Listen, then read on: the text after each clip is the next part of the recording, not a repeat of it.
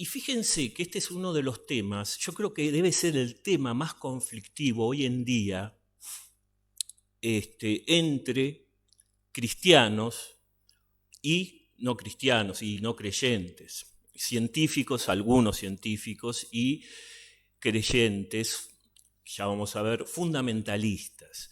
Ustedes saben que es un problema muy serio en Estados Unidos, ¿no? Por empezar, si uno tipea creacionismo, o sea, nosotros entendemos creacionismo por otra cosa, ¿no? Entendemos creacionismo como la doctrina que afirma que Dios ha creado todo, el universo. Hablamos eso de la vez pasada, ¿se acuerdan? Con ese acto de amor desde la eternidad. Pero si uno tipea en Google creacionismo, fíjense qué interesante, cómo enseguida salta en el mismo buscador y ya manifiesta este malentendido, ¿no? Dice, doctrina filosófica que defiende que los seres vivos han surgido de un acto creador, hasta ahí estamos bien, y por lo tanto, subrayo el por lo tanto, no son fruto de la evolución. Esto no, repito, es un acto creador, por lo tanto no son fruto de la evolución, ¿ven? Dos posturas antagónicas, tengo que elegir entre creacionismo y evolucionismo. Esto es lo que aparece cuando uno tipea en Google, en el buscador, creacionismo. Ya habíamos estado hablando, además del creacionismo, del fundamentalismo bíblico la vez pasada, ¿se acuerdan? Como habíamos dicho que es una postura irracional en el fondo, una postura de fe ciega.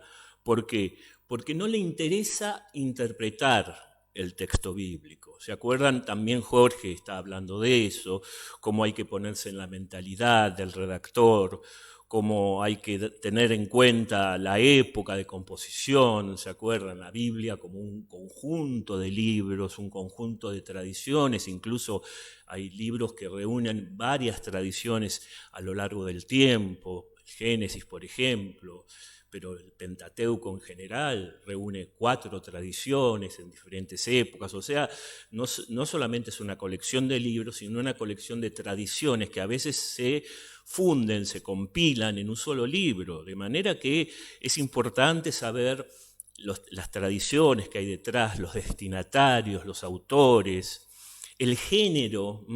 Acá seguimos hablando, cuando hablamos de los 11 primeros capítulos del Génesis, hablamos de un lenguaje mítico que lleva a muchas confusiones, ya lo vimos, vamos a ver si lo retomamos un poquito, pero ya les digo, todo lo que significa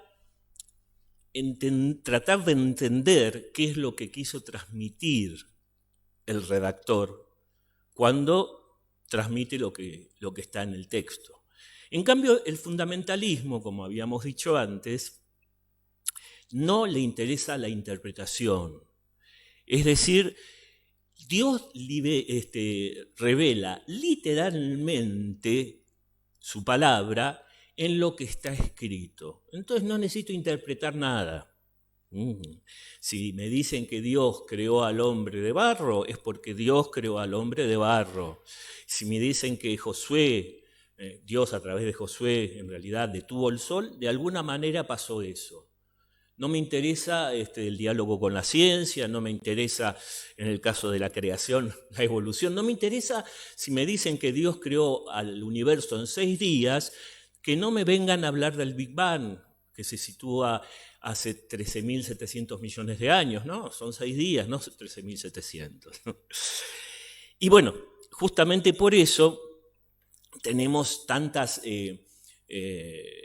paradojas y callejones sin salida entre esta lectura fundamentalista y ciertas teorías científicas, ¿no? Vamos a ver entonces cómo están los dos polos, pero para tomar un ejemplo, si uno toma los folletos de los testigos de Jehová, que se imprimen a cientos y millones, cientos de millones, ¿no? En todo el mundo.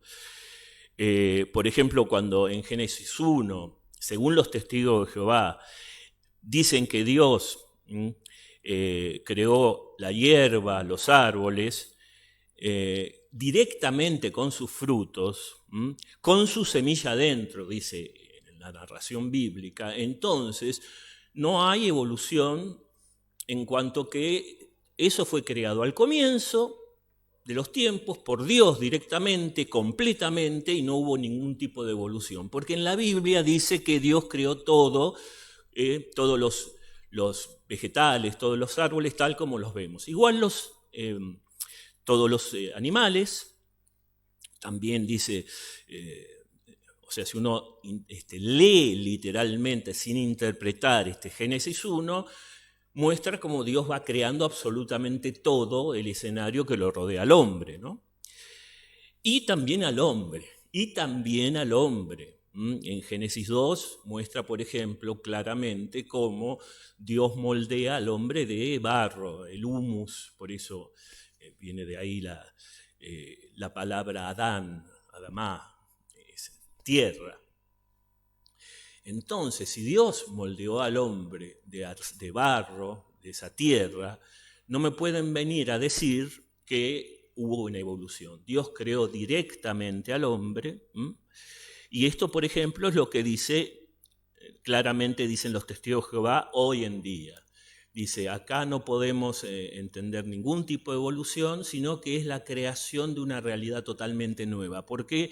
Porque en el Génesis 1 y en el Génesis 2 aparece la creación de todo directamente de la mano de Dios. Y esto trae un sinfín de contradicciones, esta postura. ¿Por qué? Porque es una postura que renuncia a la racionalidad. La razón bien entendida estoy hablando, ¿no? Es decir, tratar de reflexionar ya desde el mismo punto de cuando uno lee un texto, cualquier texto tiene que someterlo a interpretación. Aunque sea, como decíamos el martes que reemplazamos a Jorge, la carta de un hermano, o el email de un hermano, la carta de una madre, algo muy, muy cercano, querido, conocido, aún así tenemos que interpretar lo que nos quiere decir a veces. Si lo hacemos con algo tan cercano, con un texto tan cercano, ¿cómo no lo vamos a tener que hacer con esta palabra de Dios, pero que quiso Dios mediarla a través de autores sagrados que tenían un contexto totalmente diferente al nuestro? Diferente cultura, diferentes tradiciones, diferentes modos de expresarse.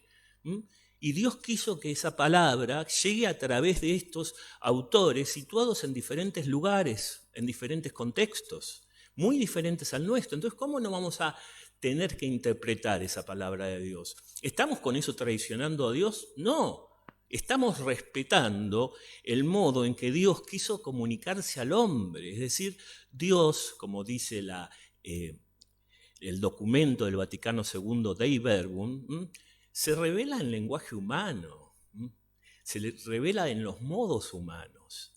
De modo que si Dios quiso disponer de ese modo de revelarse, ese modo tan respetuoso del ser humano, que él mismo creó, a través de siglos y siglos, y bueno, uno lo que está haciendo es respetando justamente ese estilo. Y si el hombre es verdadero autor, inspirado por Dios, por supuesto, pero es verdadero autor, uno tiene que saber interpretar cómo el hombre pone por escrito inspiradamente la revelación divina. No es lo mismo leer a un poeta surrealista que a un poeta romántico, por ejemplo. Si los dos me quieren narrar alguna cosa muy verdadera, muy inspirada, bueno, son totalmente diferentes. Y no me puedo poner en la misma... no puedo leer literalmente, por ejemplo, a un surrealista, porque es absolutamente absurdo lo que me está transmitiendo. Estoy hablando especialmente de los surrealistas, ¿no? Pero bueno, con esto lo que estoy diciendo es la necesidad de hacer siempre acompañada de la ciencia bíblica que la Iglesia fue madurando, ¿no? Por eso el magisterio, por eso 20 siglos de maduración de esta ciencia que se llama la exégesis, por eso una lectura eclesial de la Biblia, tengo que hacer esa interpretación, ¿no? Y, para ejemplo, ¿no? Siempre es bueno poner un ejemplo, algunos habrán visto la película Heredadas el viento. ¿La vieron ustedes? ¿Vos la viste? ¿No? Es una película, se hicieron varias remakes de esta película. Es la historia real, cuenta la historia real, es apasionante, por eso la cantidad de remakes. Cuenta la historia real de principio del siglo XX, de un joven profesor que es sometido a juicio por enseñar el evolucionismo en las escuelas. Y es muy interesante, o sea, las teorías de Darwin, en el fondo, ¿no? Y es puesto a juicio y hay un fiscal que es un predicador fundamentalista, que es el que hace, ya les digo, de acusador, y un abogado defensor que está más en la parte de escuchar más a la ciencia que a esta postura fundamentalista. Lo que nos interesa es una parte me resulta a mí bastante irónica, bastante cómica, donde este defensor, el defensor de este maestro acusado de enseñar las doctrinas de Darwin en contra de lo que es la palabra de Dios, teóricamente, pero un fundamentalista leído de una manera estrictamente literal, le muestra entonces un fósil a este pastor fundamentalista que hace de fiscal. Dice el abogado defensor que este fósil tiene 10 millones de años. Se horroriza. ¿Cómo 10 millones de años? Ahora vamos a decir una de las cuestiones fundamentalistas, lo que se llama la corriente del creacionismo joven, aunque ustedes no lo crean, afirma que el mundo, el universo, fue creado en el año 4004 a.C., ni uno más ni uno menos. Entonces rechaza que pueda ser este fósil de 10 millones de años de antigüedad. Esto lo hizo un obispo anglicano, Ussher, calculando la edad de los patriarcas, pero de una manera absolutamente, ya les digo, fundamentalista. Tomar un libro que en realidad quiere transmitir otra cosa con un estilo diferente y hace un cálculo matemático. Decíamos entonces, este es el rechazo. Entonces le pregunta el abogado a este pastor, ahora bien, dígame, el primer día pudo haber tenido más de 24 horas porque el sol se creó al cuarto día. Bueno, sí puede ser, porque claro, no estaba, fíjense el razonamiento de este pastor, sí, no estaba el sol para contar los días y bueno, sí, puede ser que haya durado, o sea, que puede haber durado 25, 30 horas, un mes, un año, 100 años, 1 millón de años, el primer día. Fíjense, esta pequeña escena en esta película, que tiene trasfondo de hechos verdaderos, muestra que en el fondo las posturas fundamentalistas no resisten un análisis de una postura, de un razonamiento crítico. Se caen por sí mismas y por eso no pueden dialogar con la ciencia, porque son irracionales. Es lo mismo que el terraplanismo, es muy parecido al terraplanismo. El terraplanismo no resiste un diálogo y se aferran a su doctrina porque es absolutamente imposible de defender de manera racional. Entonces lo único que pueden hacer es hablar de conspiraciones, hablar de teorías mundiales que quieren engañarnos, pero no puede entablar con un otro un diálogo racional. Por eso lo que digo es que el fundamentalismo lo que hace es cortar puentes de diálogo. Si uno corta puentes de diálogo, tampoco puede evangelizar, porque no puede escuchar al otro, porque no puede dialogar. Solo puede bajar línea, pero no dialogar. Entonces no puede haber evangelización. Y sí, decíamos, este obispo James Ussher del siglo XVII, ¿no? Como haciendo uso de este fundamentalismo ultranza, incluso causa risa, ¿no?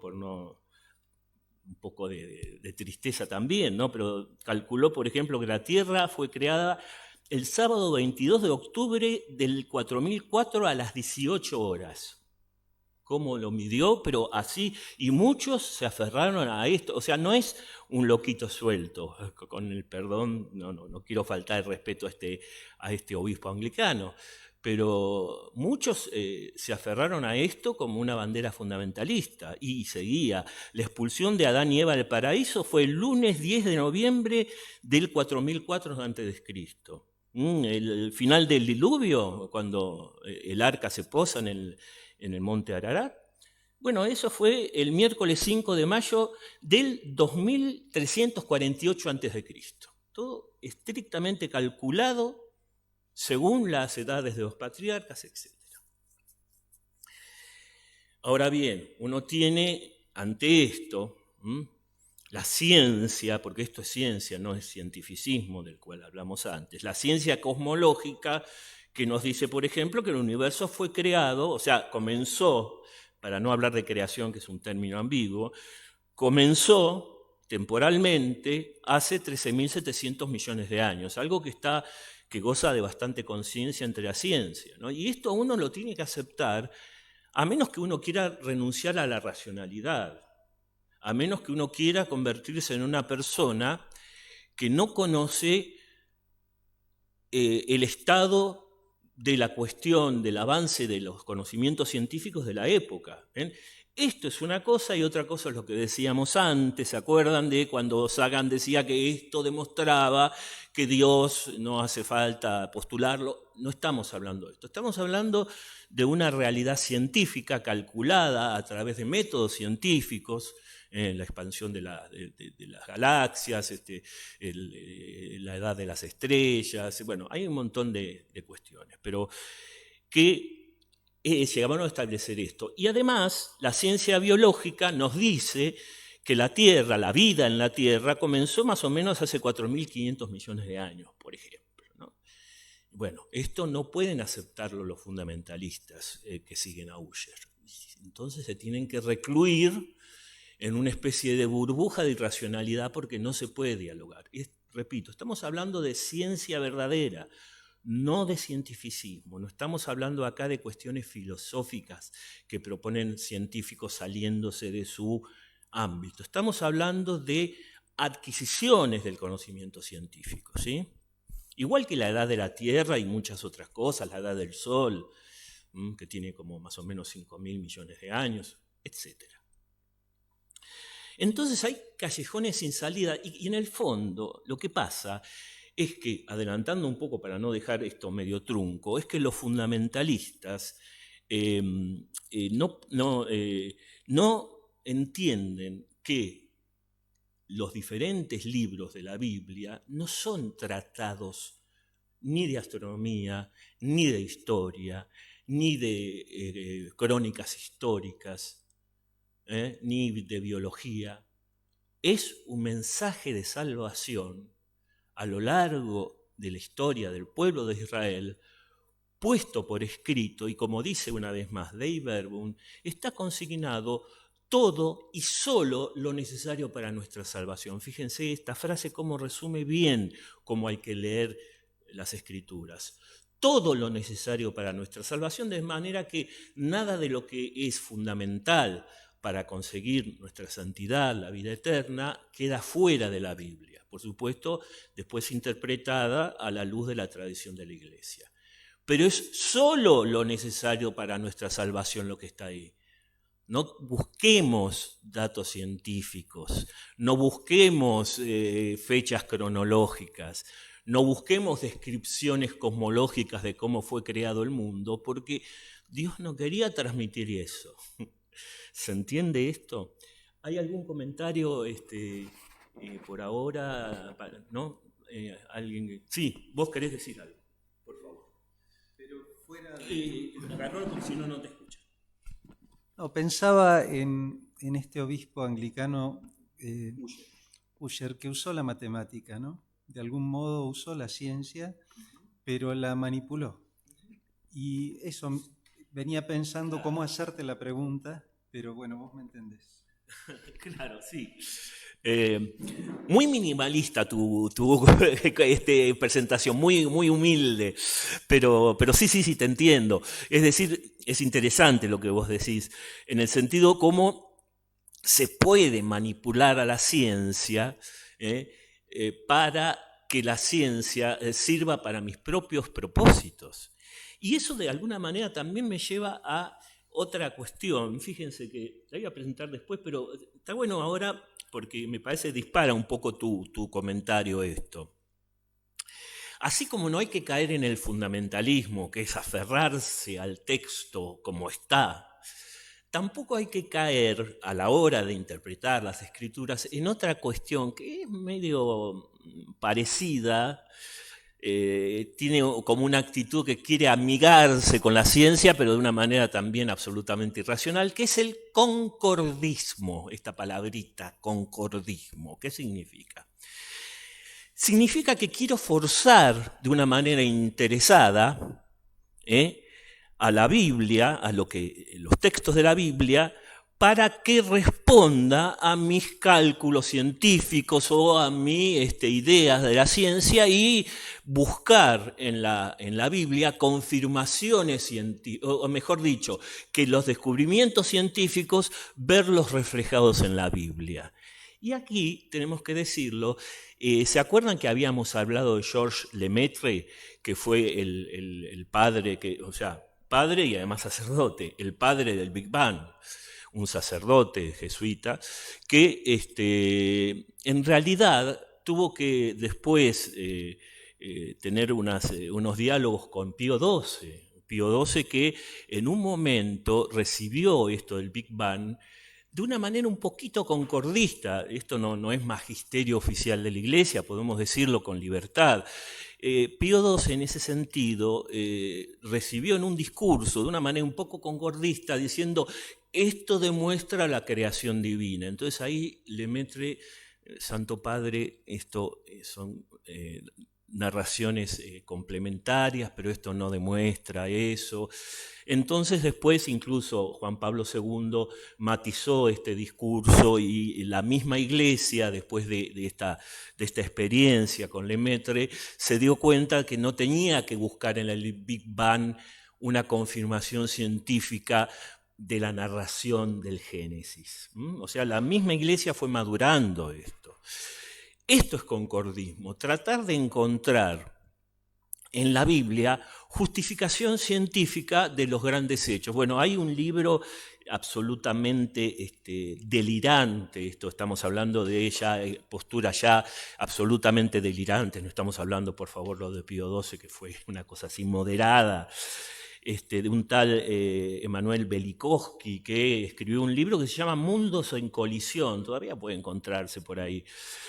Y trata de explicar de una manera absolutamente absurda, con una especie de carambola cósmica, cómo puede ser que se hayan abierto las aguas del Mar Rojo, porque justo ahí pasó un astro, o cómo pudo haberse detenido el Sol en el episodio de Josué, porque en el fondo ahí pasó tal cosa y se produjo una influencia gravitacional. O sea, ven, forzar delirantemente el texto bíblico para que coincida, tiene que coincidir, por eso concordismo, tiene que coincidir con el discurso científico. Trato de amigarme con la ciencia, pero a toda costa. Y no se trata ni de rechazar a la ciencia, ni de amigarse a toda costa de la ciencia, haciendo de la Biblia lo que no quiere decir. Es decir, si mantenemos esa perspectiva sana, que son dos discursos complementarios, pero que se acuerdan de la vez anterior que mostramos esos dos haces de luces convergiendo sobre el cilindro, son complementarios, muestran diferentes aspectos de la verdad. No hay que ni rechazar un haz de luz en nombre del otro, ni fundirlos en un solo haz. ¿Se entiende? Es decir, hay que mantenerse, digamos, en una lectura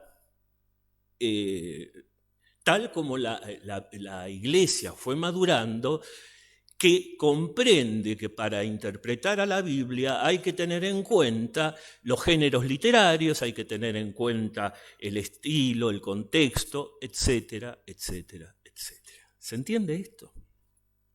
¿Algún comentario? Ustedes, si hay algún comentario, por favor, interrúmpanme, o si ustedes mismos tienen comentarios, ¿sí? ¿Sí? ¿Por qué? ¿Escuchás ronquidos?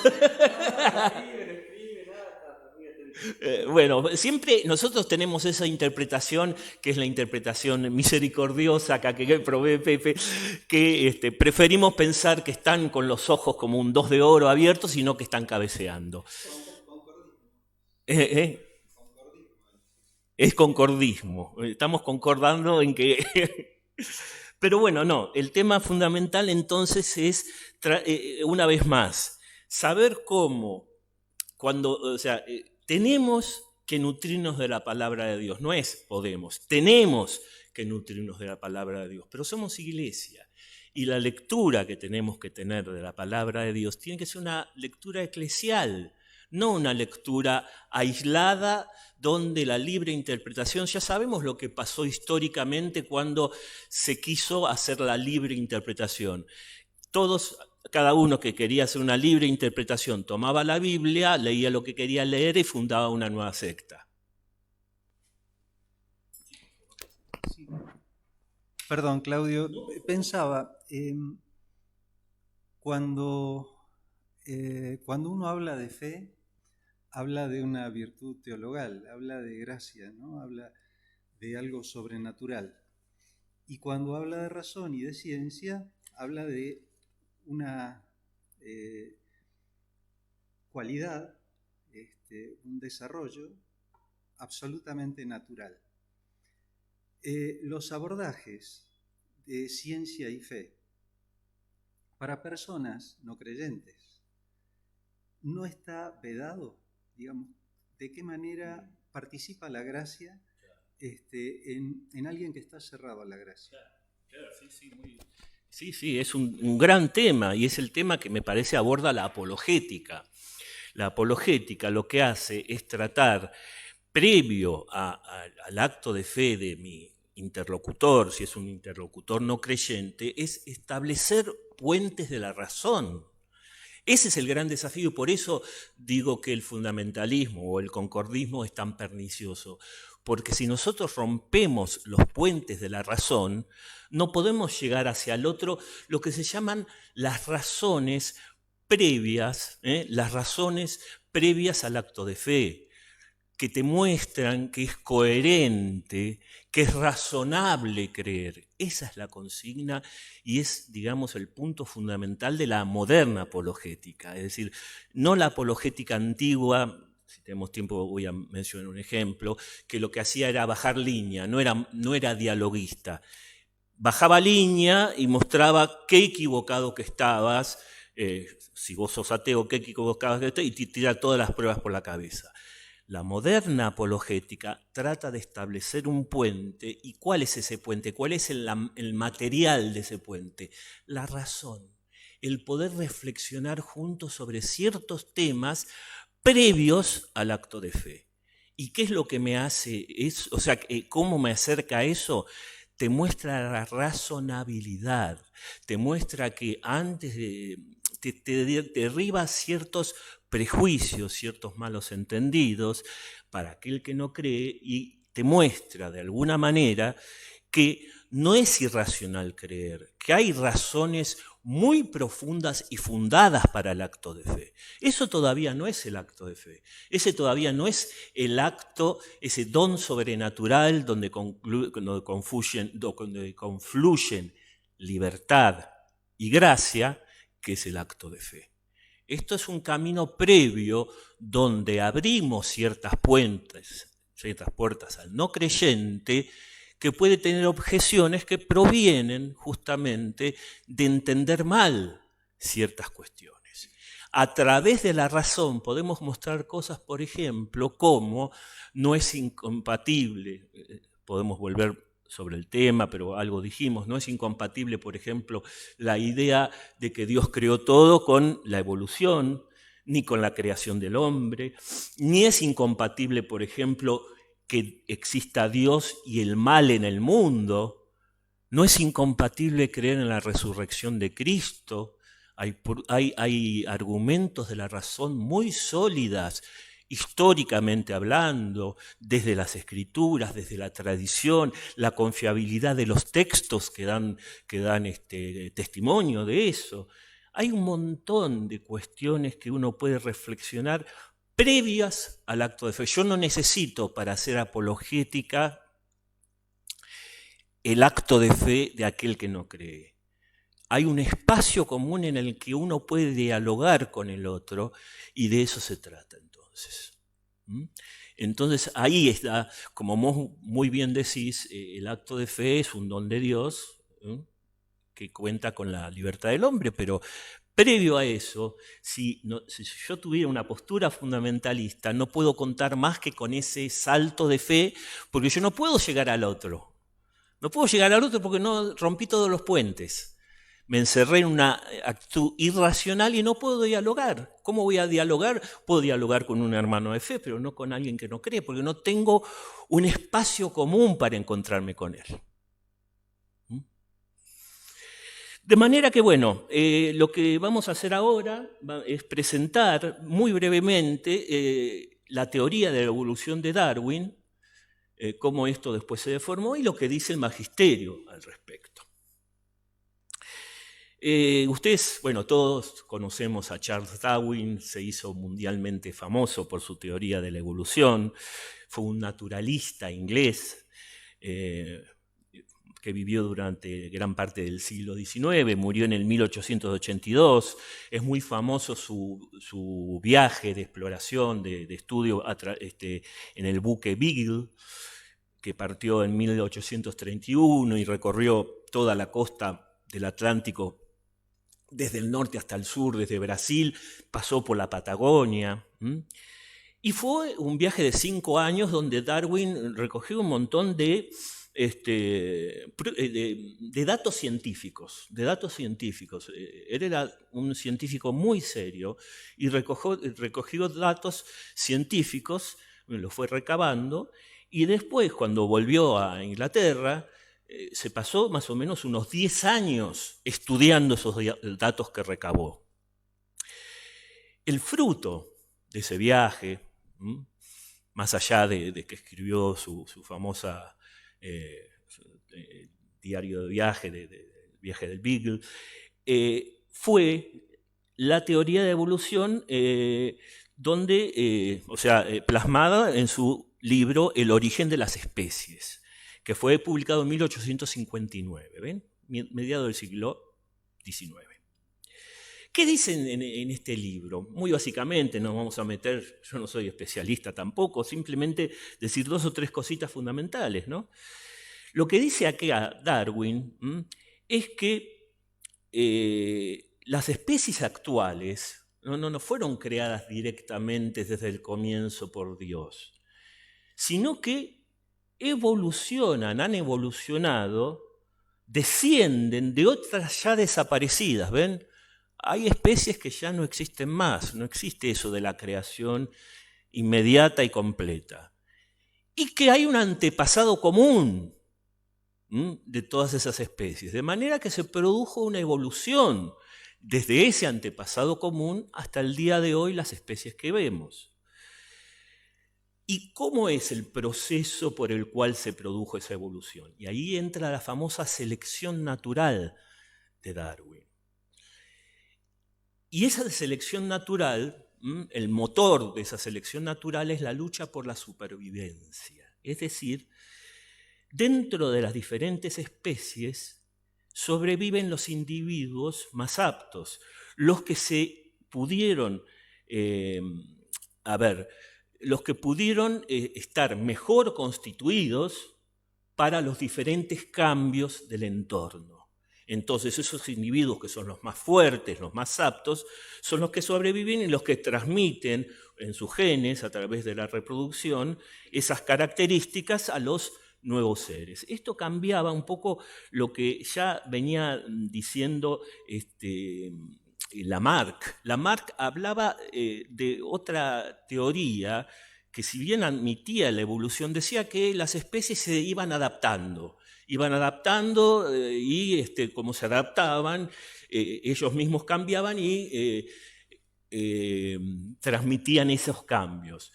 Lo de Darwin es mucho más fuerte, mucho más cruel, si podemos usar esa palabra, porque instala la idea de la lucha por la supervivencia. Y esto tiene grandes consecuencias incluso cuando hablamos del darwinismo social, ¿no?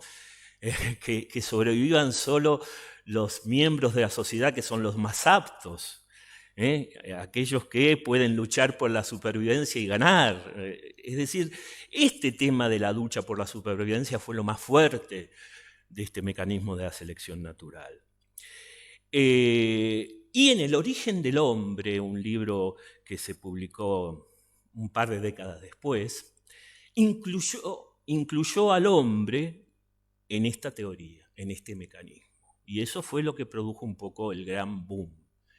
¿Por qué? Porque lo que decía Darwin, esa famosa frase que no es del todo cierta, que dice, Darwin dice que el hombre desciende del mono. No, en realidad el mono sería como un primo del hombre. Ambos descendemos de la especie de los primates, ¿no?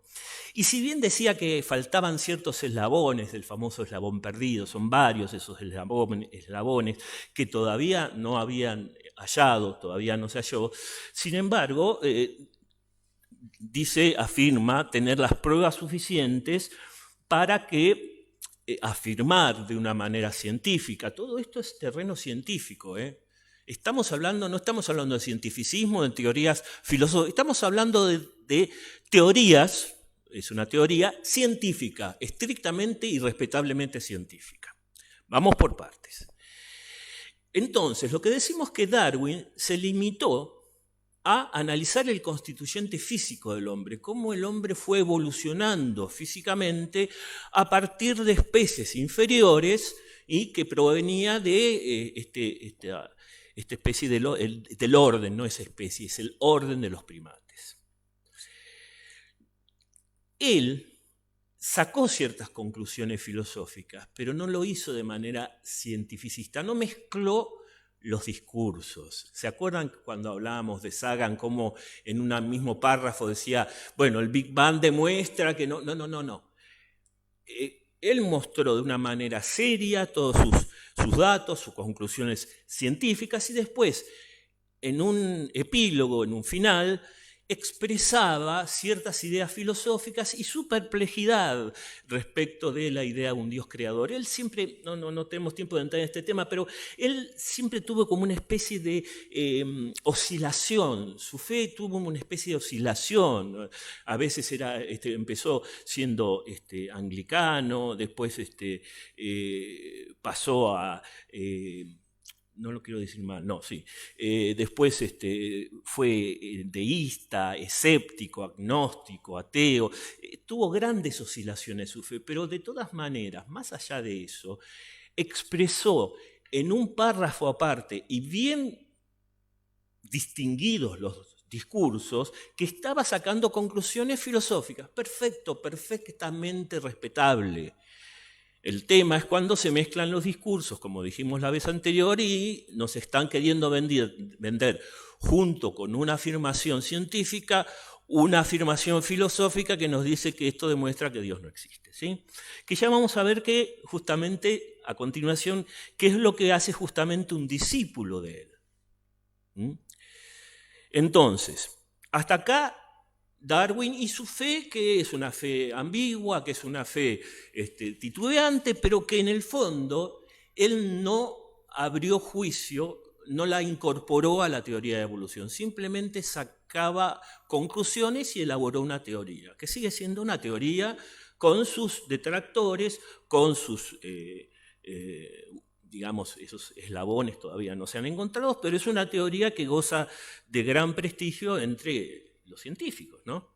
Con las modificaciones del caso. Ahora bien, lo que nos interesa es el tema de cómo un discípulo de él, que se llamó Ernest Haeckel, que murió en 1919, es decir, comenzado el siglo XX ya, fue naturalista y filósofo, y nunca separó ambos.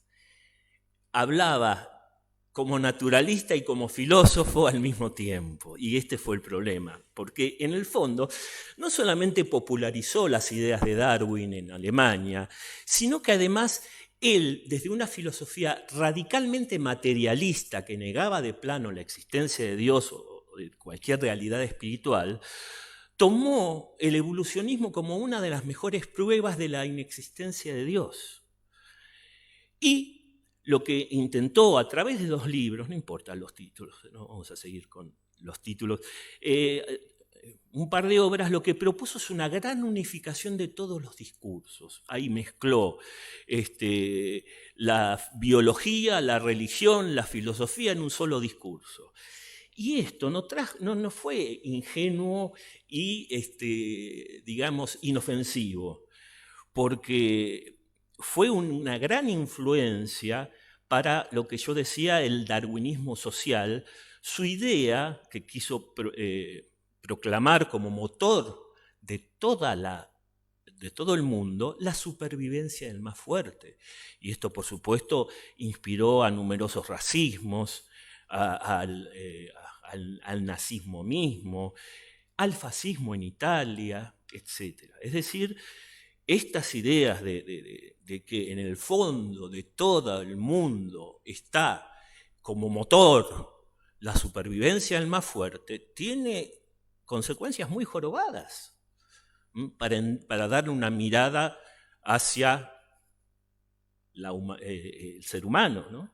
Por ejemplo.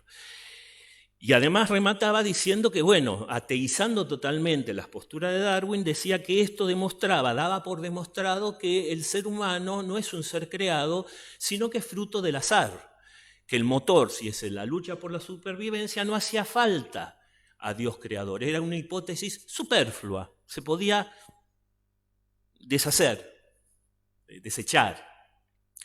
Fíjense cómo está ahora planteado una especie de gran confrontación entre 2 posturas extremas irreconciliables. 2 deformaciones, 2 deformaciones. No estoy hablando de la verdadera fe ni de la verdadera ciencia, estoy hablando de la deformación de la fe, que significa el fundamentalismo, que en este caso rechaza la idea de evolución por atea. ¿Por qué? Porque creo en la creación del hombre, o sea, el creer en el Dios creador, creo en la creación, directa del hombre, todos creemos en la creación del hombre, pero creen, por leer la Biblia de una manera fundamentalista, dicen que Dios creó al hombre directamente. Se llama fijismo, esa teoría del Linneo, un tal Linneo. Entonces, lo que dice es que la Biblia me dice que Dios creó todo así como lo vemos al comienzo, y el hombre incluido. Entonces, no me vengan a hablar de evolución porque eso atenta contra la idea del Dios creador. Asocian una teoría científica, que es la del Linneo, con la idea del Dios creador. No me vengan a hablar de evolución porque eso es atentar contra la fe y es ateo. Y por otro lado, los cientificistas, no los verdaderos científicos, que niegan la existencia de Dios. ¿Por qué? Porque tengo la evolución que me explica todo. 2 posturas extremas. De vuelta, no estamos hablando de un verdadero científico que se mantiene fiel a sus premisas, ni de un verdadero creyente que no cae en el infantilismo del fundamentalismo, del literalismo, sino de 2 posturas extremas. Es imposible la reconciliación. Y eso incluso es lo que está pasando, por ejemplo, hoy en Estados Unidos. Hay grandes sectores del oeste y del norte, de todo el oeste, lo que se llama el cinturón bíblico, que son fundamentalistas, y para ellos, no para nosotros, que para nosotros el creacionismo es la doctrina de que Dios creó todo y que todo depende de Él. Pero para ellos el creacionismo es, por ejemplo, decir que Dios creó todo, por ejemplo, en el año 4004 a.C. Y que no, la teoría de evolución es de por sí atea. Son los fundamentalistas a ultranza, que siempre tienen problemas con los que quieren enseñar a Darwin. Ahora un poco se invirtió la taba, digamos, y los que son perseguidos son los que quieren enseñar el creacionismo en las escuelas, ¿no? Y los medios de comunicación se hacen eco de esta dicotomía, porque muchas veces muestran estos juicios como que o se está con la creación o se está con la evolución. No hay término medio. Esto también está como manejado por los medios de comunicación, ¿no? Y hay una cierta apología tradicional, ¿se acuerdan que hablábamos de una apología más madura, moderna? Una apología de antes del concilio, que era defensiva, que era monologuista, que no le interesaba el diálogo, que también se aferraba a una idea del evolucionismo que decía que era totalmente atea, que niega toda intervención. Y fíjense, por ejemplo, esto es una obra de un apologista católico. Ahora enseguida vamos a hablar, si estamos, espero, en tiempo, de lo que dice el magisterio, por supuesto, esto es lo fundamental, pero ver cómo incluso no solamente es una cuestión de fundamentalistas protestantes, sino fundamentalistas católicos, que incluso hoy en día hay cierta confusión y se sigue pensando que evolución y creación son dos ideas antagónicas y que no es compatible con la fe. Fíjense, para cerrar, lo que decía este autor católico, que decía que los eslabones perdidos que nunca se habían encontrado solo existen en la imaginación enfebrecida de los evolucionistas. Está dando, en nombre de la fe, una conclusión científica. Este hombre niega que exista estos eslabones perdidos, que son una cuestión de búsqueda científica, de biólogos, de arqueólogos, paleontólogos. Pero en nombre de la fe está diciendo esto no puede existir y solo existe en la imaginación enfebrecida de los evolucionistas. Es decir, está defendiendo tan a ultranza la creación y tanto piensa él que tiene que ver con el rechazar cualquier intento de evolución. Bueno, lo tenemos, es un ejemplo para aquellos que ven a los Simpsons. Cuando vemos a Flanders, aquellos que ven a los Simpsons, es el ideal del creyente, anti-evolucionista al mango. Aquellos que ven a los Simpsons me van a entender. O sea, de vuelta, ahí está reflejado el creyente fiel, el creyente coherente, que no puede aceptar ni oír hablar de la evolución. Bien. Entonces es una dicotomía que produce gran cantidad de conflictos y sigue hoy en día produciendo gran cantidad de conflictos. Incluso entre los mismos católicos, que muchos de ellos siguen pensando que es incompatible evolucionismo y creacionismo. ¿Qué pasaría si yo dijera a esos católicos que hace más de 70 años la Iglesia se pronunció formalmente al respecto en una encíclica? ¿Alguien quiere, antes de presentar esto, algún comentario? No. Entonces, esta encíclica, que se llama Humani Generis, género humano en latín, que data de 1950, de Pío XII, justamente estábamos hablando de Pío XII antes. Esta encíclica tan importante es un punto de inflexión en las relaciones ciencia y fe y en esta historia de conflictos concretos. ¿Por qué? Porque aquí afirma muy claramente, entre otras cosas, ¿no? Pero estamos hablando de este tema concreto, que no es incompatible con la fe creer en la evolución corporal del ser humano. El ser humano está hablando no solamente de otras especies. El ser humano no es incompatible creer que el ser humano en su parte corporal haya evolucionado, haya descendido de especies inferiores, siempre y cuando, y esto se subraya y es muy importante, sostengamos que es Dios el que crea directamente el alma humana en cada nuevo ser que viene al mundo. Eso es un don de Dios, no es un subproducto de la evolución, porque el alma, como principio espiritual, no puede confundirse como una especie de producto de una evolución material. Pero mientras que sostengamos esta intervención sobrenatural, sabemos en el momento de la concepción de cada nuevo ser humano, y por eso también a las razones científicas, médicas, biológicas, etcétera, respecto de la dignidad de ese nuevo ser, agregamos las razones de fe, que sabemos además por fe que ese nuevo ser humano está dotado de un alma inmortal, espiritual, donde los padres junto con Dios confluyen en esa nueva creación, los padres aportando el material genético, ¿no?, en esa unión, y Dios donándole su alma espiritual. Gracias a eso aparece un nuevo ser, una integridad corpóreo-espiritual. Y en ese sentido, es decir, antes de esto aclaremos algo. Acá la Iglesia no está canonizando una teoría. Ojo, la Iglesia no le corresponde consagrar nunca ninguna teoría científica. Lo que está diciendo es lo que debe decir como maestra. No hay incompatibilidad en sostener esto. El cristiano puede creer en esto, no es incompatible con su fe, siempre y cuando no nos olvidemos del principio espiritual que nos viene directamente de Dios. No hay en la teoría de Darwin ninguna incompatibilidad con la fe. Sí, después lo que hizo Haeckel, que mezcló los tantos y con un discurso único quiso demostrar que esta teoría científica daba por demostrado que Dios no existía o no era creador, ¿sí?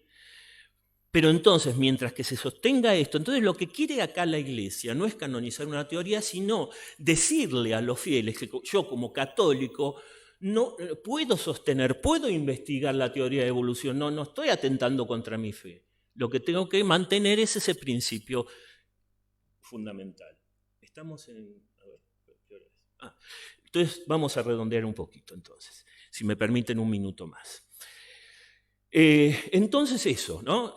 Aclara la no incompatibilidad, y esto es fundamental, todavía hay católicos que siguen perplejos, pero tomen esta encíclica de 1950, ahí se van a dar cuenta que no hay incompatibilidad, siempre y cuando sostengamos lo que ya sabemos que tenemos que sostener, no es algo nuevo. Ya sabemos que Dios nos otorga esa alma inmortal y que nosotros somos espíritus encarnados, no estamos descubriendo la pólvora, ¿sí? Pero mientras que sostengamos eso, que es fundamental en nuestra fe, se puede admitir la evolución corporal somática de especies inferiores. Ahora bien, también es importante entender que no es, esta intervención divina no es simplemente espiritual, el hombre pone lo corporal, el hombre y la mujer, la pareja, ponen lo corporal y Dios lo espiritual. Esto sería un poco dualista, ¿no? Como que Dios se encarga del espíritu y el hombre a materia. No, todo es sostenido por Dios en la creación. La materia no es tampoco, la materia también es un don divino. Es decir, gracias a esta intervención conjunta como causas que colaboran de la pareja y de Dios, aparece un nuevo ser humano que es cuerpo y alma, espíritu encarnado, ¿sí?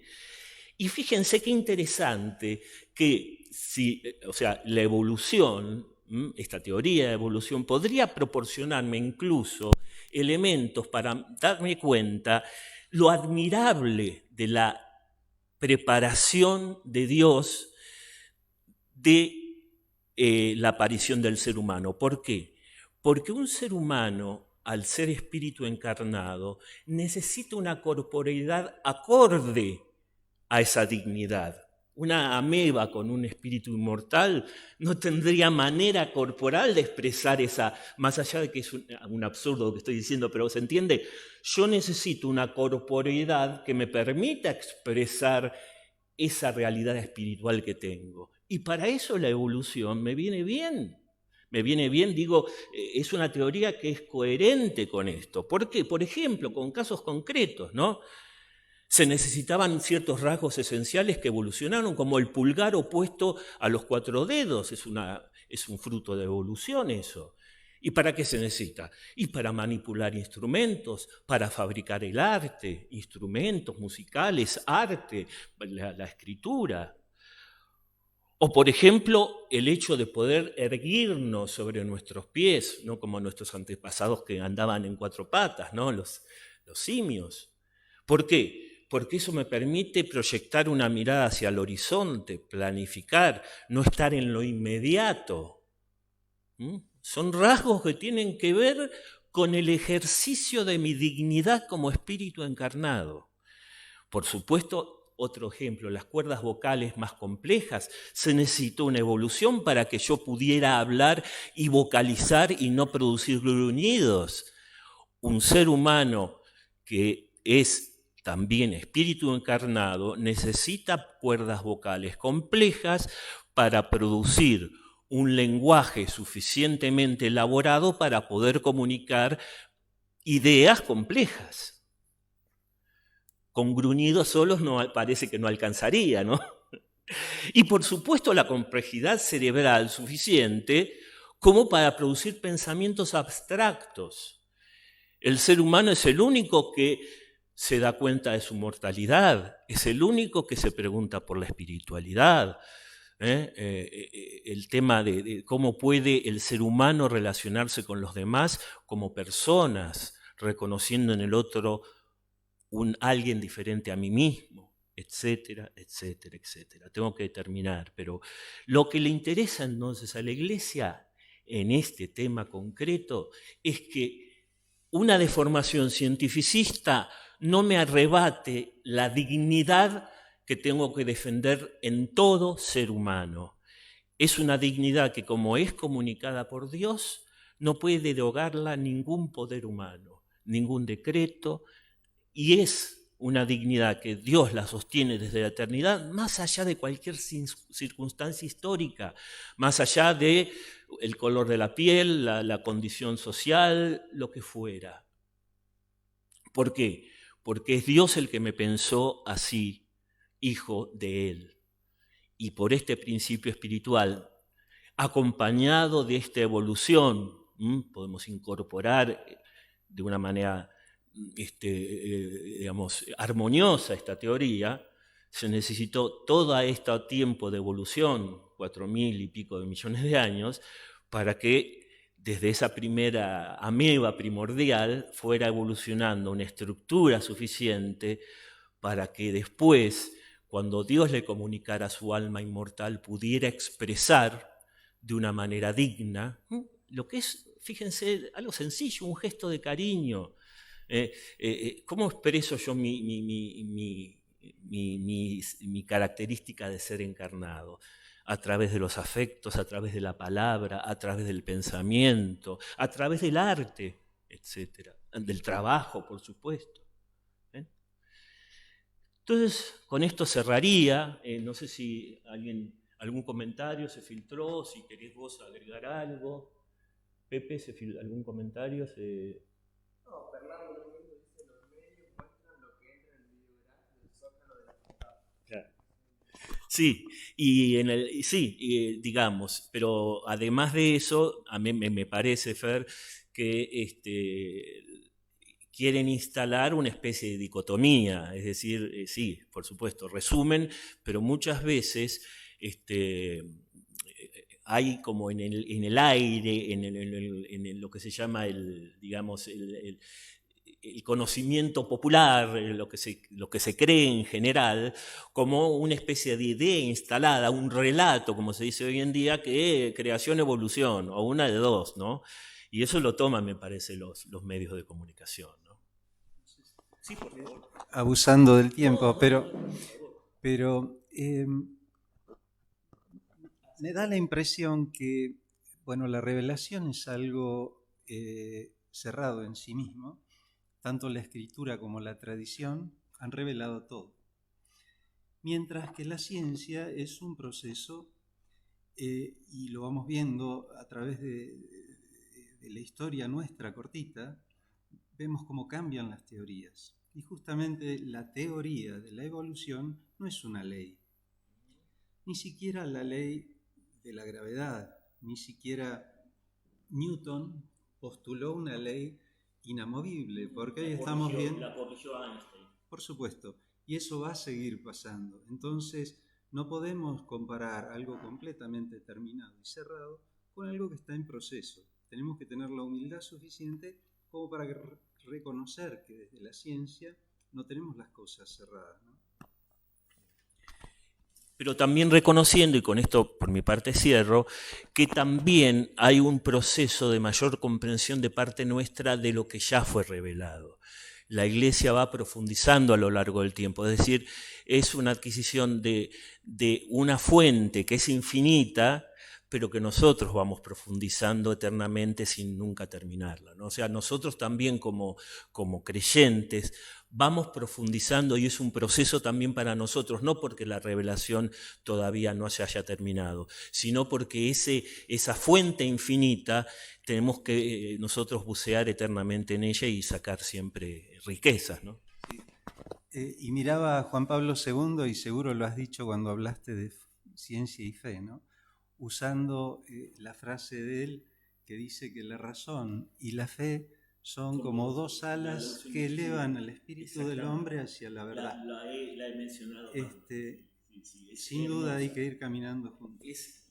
Esa frase con la cual empieza esta encíclica, Fides et Ratio, justamente es una imagen de él, es una imagen que creó él, que muestra cómo ambas tienen que complementarse. Y además, fíjense la idea, incorporando la idea de lo que es el mito de Ícaro, que quiso acercarse mucho al sol.